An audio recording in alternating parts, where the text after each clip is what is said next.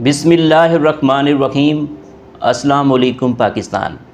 नाजरीन, आप देख रहे हैं आवाज़ बहावलपुर न्यूज़ चैनल और मैं हूं आपका मेज़बान अहमद महमूद। नाजरीन, जैसा कि आप सब जानते हैं कि हम आप लोगों के लिए आज की शख्सियत प्रोग्राम लेकर आया करते हैं। आज मैं आपको जिस शख्सियत का तारुफ़ करवाने जा रहा हूँ, आप किसी तारुफ़ के मोहताज नहीं हैं, आप बिज़नेसमैन हैं। हमारे साथ मौजूद हैं मोहम्मद आकाश सईद साहब। आप सदर गला मंडी मरोट हैं। आज हम बात करने जा रहे हैं बिज़नेस के हवाले से, काटन की क्वालिटी के हवाले से। आप सदर मुंतखब हुए हैं, आप दोस्त अहबाब का किन अल्फाज में शुक्रिया अदा करेंगे। तो आइए सर की प्रोफेशनल लाइफ के हवाले से और बिज़नेस के हवाले से ख़ुसूसी गुफ्तगू करते हैं। अस्सलाम वालेकुम जनाब। जी वालेकुम सलाम। कैसे हैं सर? जी अल्हम्दुलिल्लाह, आप सुनाएं। अल्हम्दुलिल्लाह सर, ठीक ठाक। जनाब, आपने अपनी इब्तदाई तालीम कहाँ से हासिल की? आपका तालीमी सफ़र कैसा रहा?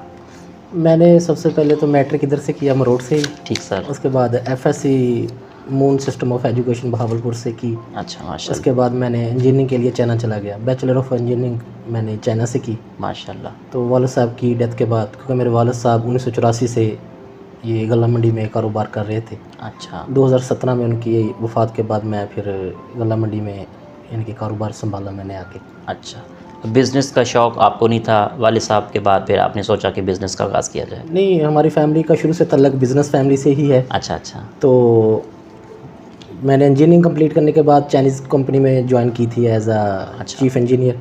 तो उसके बाद फिर मैंने वालिद साहब की डेथ के बाद, क्योंकि पीछे सारा सेटअप था बहुत बड़ा, तो वापस आके फिर वो संभाला।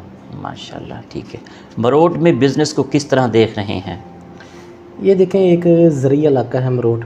यहाँ पे ज़्यादातर टोटली तकरीबन फार्मर्स का रिलेटेड हैं गला मंडी के साथ। अच्छा, ठीक। ज़राअत के साथ वाबस्ता हैं। सारे कारोबार ही तकरीबन गला मंडी के साथ वाबस्ता है। सही जी। तो अभी ये काटन आ रही है, तो पहले तो बारिशों की वजह से काफ़ी नुकसान हुआ है। जी जी। तो क्वालिटी में इश्यूज़ आ रहे थे। अभी कुछ बेहतरी आई थी, तो आज फिर मार्केट जो है क्रैश कर गई है। तो काटन पहले 19,500 पे सेल हो रही थी, आज वो काटन का रेट जो है 18,000 पे आ गया। अच्छा, माशाल्लाह। अच्छा, मरोट में काटन की क्वालिटी के हवाले से हमारे नाज़रीन को बताइएगा। ये यहाँ पे बारिशों की वजह से थोड़ी सी क्वालिटी इश्यूज़ आ रहे थे, लेकिन अभी अल्हम्दुलिल्लाह ग्लिफोसेट फ्री जो वैरायटी हैं, अच्छा, अभी बहुत ही बेहतरीन वैरायटीज़ आ रही हैं। तो गला मंडी में आपने भी देखा होगा जी। आज की अराइवल जो है 10,000 तकरीबन मन के करीब है। अच्छा। तो इस दफ़ा काटन जो है ना, शॉर्टेज है बहुत ज़्यादा मुल्क में ना। जी जी, बिल्कुल। तो किसानों ने बहुत ज़्यादा काश्त नहीं की। उसके बाद बारिशें शुरू हो गई, तो उम्मीद है आने वाले दिनों में अगर ये बारिशें ना हुई तो ये काटन की जो क्वालिटी है ये बेहतर होती जाएगी। जी। गला मंडी में किस किस्म की अजनास पाई जाती हैं? यहाँ पे हमारे इलाके में ज़्यादातर 2-3 ही फसलें ज़्यादातर आ रही हैं, सरसों, अच्छा, गंदम और काटन। ये हमारा एरिया जो है, जो आबो हवा है, वो इन फसलों को सपोर्ट करती है। ठीक हो गया। अच्छा जनाब, आप माशाल्लाह सदर मुंतखब हुए हैं, आप अपने दोस्त अहबाब का किन अल्फाज में शुक्रिया अदा करेंगे? जी अल्हम्दुलिल्लाह, हमारी गला मंडी में कोई 7-8 साल से इलेक्शन नहीं हुए थे। अच्छा। तो 7-8 साल के बाद सारे दोस्त एक पेज पे आके उन्होंने फ़ैसला किया कि गला मंडी एक कारोबारी अदारा है, जी जी, उसको एक अच्छे एहसन तरीके से चलाना चाहिए। तो उसमें 2 कैंडिडेटों ने पार्टिसिपेट किया था। तो अल्हम्दुलिल्लाह अल्लाह के शुक्र से तमाम दोस्तों ने, बरादरी ने, कारोबारी बरादरी ने भरपूर सपोर्ट की है, तो और इत्मीनान का इजहार किया है। अल्हम्दुलिल्लाह 2/3 अक्सरियत से हमने ये विन किया इलेक्शन, माशाल्लाह। तो और अल्लाह पाक ने इज़्ज़त दी। अगले 2 साल के लिए हम ये गला मंडी के इलेक्शन एज ए सदर मुंतखब हुए हैं। मुबारकबाद सर। Thank you. अच्छा सर, आप सदर मुंतखब हो गए हैं, आपको क्या लगता है मरोट गला मंडी में क्या मसाइल हैं जो आप चाहते हों कि आप अपने टर्नओवर में इनको हल कर जाएँ? जी, सबसे पहले तो ये एक बैकवर्ड एरिया है मरोट, ज़िला बहावलनगर का आखिरी ये पॉइंट है। जी बिल्कुल। आप गौर करें कि हमारे साथ चोलस्तान का रकबा लगता है।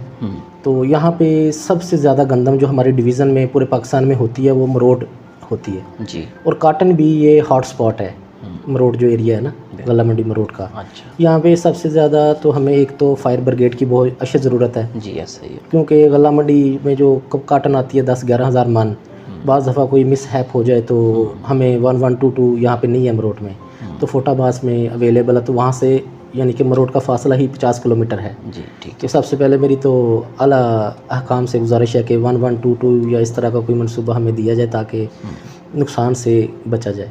जी। किसानों के क्या मसाइल हैं जो एज अ बिज़नेसमैन आप देखते हो कि इनको हल किया जाए?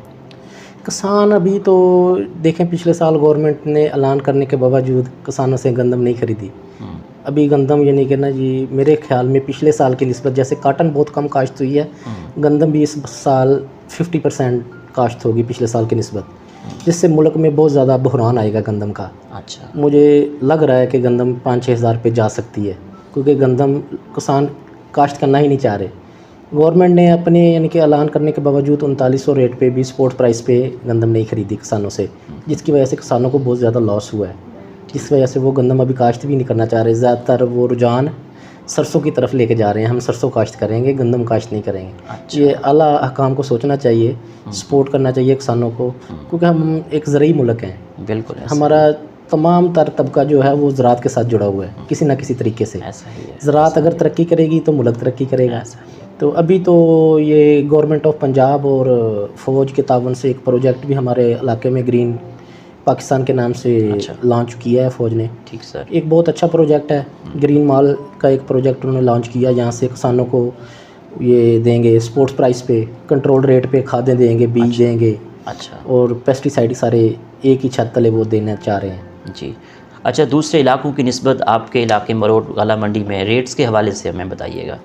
हमारे इलाके में काटन जो होती है ना, वो दूसरे इलाकों की निस्बत थोड़ा सा रेट 200-300 रुपया ज़्यादा होता है, क्योंकि ये हॉट स्पॉट पॉइंट होता है। अच्छा। यहाँ पे काटन की क्वालिटी जो होती है वो दूसरे इलाकों की निस्बत बेहतर होती है, काफ़ी ज़्यादा। अच्छा। यहाँ पे दूसरे इलाकों से ज़्यादातर हरूनाबाद, जजमान एरिया से लोग बहुत ज़्यादा यहाँ पे ख़रीदार तशरीफ़ लेके आते हैं। अच्छा, ठीक। आप बिज़नेसमैन भी हैं, गला मंडी के सदर भी हैं। पाकिस्तान की मईशत को बेहतर करने के लिए आपकी क्या तजवीज़ है? पाकिस्तान मैं देखता हूँ कि पाकिस्तान एक ज़रई मुल्क है, तो अभी ज़्यादातर हमारा 70% आबादी जो है पाकिस्तान की वो ज़राअत के साथ रिलेटेड है। ठीक। अगर ये स्पोर्टिंग प्राइस पे गंदम ख़रीद लेते तो पाकिस्तान ऑटोमेटिक ऊपर चला जाता।